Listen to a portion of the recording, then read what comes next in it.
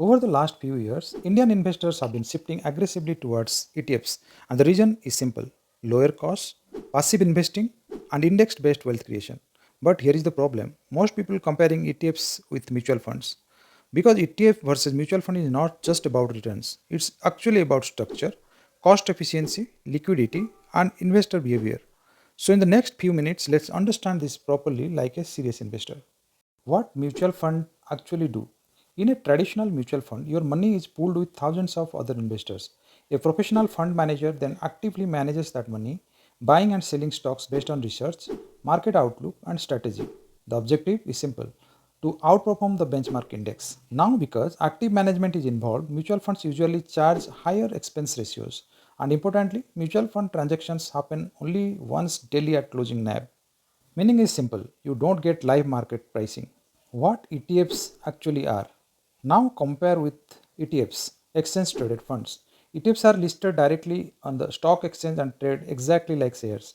That means live pricing, intraday buying and selling, and full market liquidity during trading hours.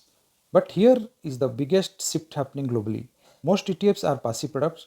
They simply track an index like Nifty 50, Sensex, Bank Nifty, Gold instead of trying to outperform it.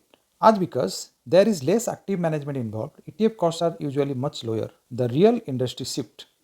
Now, this is the part most retail investors still don't fully understand. For years, investors believed active fund managers could consistently beat the market. But globally, data started showing that many active funds struggle to outperform benchmark indices consistently after fees. And once investors realized lower cost passive investing can outperform many active funds over long periods, the ETF industry exploded. That's why ETFs are seeing massive growth not just in India but globally. Now the question is, who should choose what? So finally, which one makes more sense?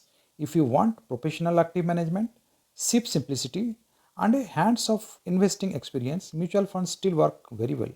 But if you already understand markets, use a demat account, prefer low-cost investing, and believe in passive wealth creation, ETFs become extremely powerful. Now, what is the final conclusion?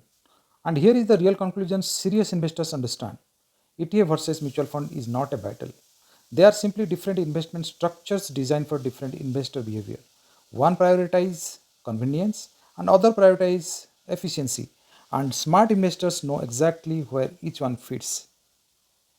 Thanks for watching. If you like our video, please subscribe to get more updates. Thank you.